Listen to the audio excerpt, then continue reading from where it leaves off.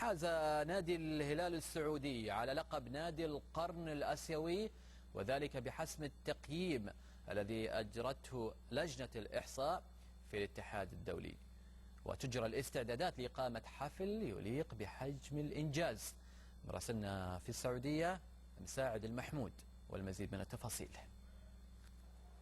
كما أتت نتائج لجنة الإحصاء بالاتحاد الدولي الهلال نادي القرن الآسيوي لقب هز أرجاء المملكة، وأخذ حيزا لا يقل عن حيز لقاء الديربي الذي أعلن من خلاله حصول الهلال على هذا اللقب الذي لا يتحقق إلا كل 100 عام. لقب استحق أن نشاهد من خلاله تفاعل الجميع لأنه إنجاز للوطن وللعرب وليس للهلال فقط، فتواجد الهلال على قمة آسيا في القرن المنقضي هي واجهة تعكس مدى التطور التي وصلت إليه الأندية السعودية. ولقي هذا اللقب تفاعلا ممن ساهموا في صنعه في الحقبة الماضية.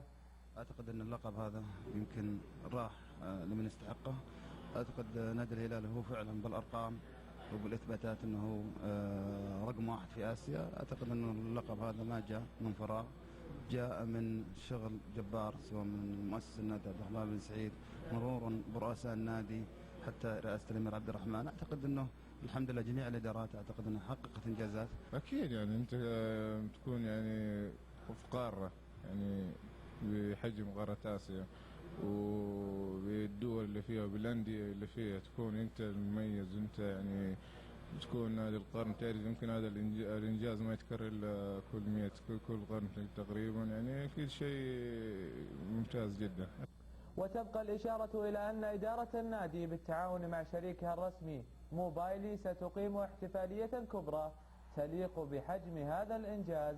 فأنباء تشير إلى مشاركة برشلونة وتشيلسي في مباراة ودية، وأنباء أخرى تشير إلى وضع بطولة مصغرة تشارك بها أندية القرن في العالم، ومن أبرزها نادي ريال مدريد النادي الملكي الذي حصل على لقب نادي القرن الأوروبي.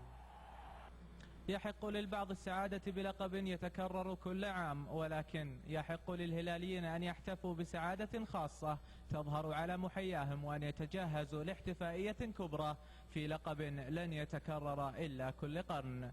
للجزيرة الرياضية مساعد المحمود من مقر نادي القرن الآسيوي الرياض. نورت يا مساعد.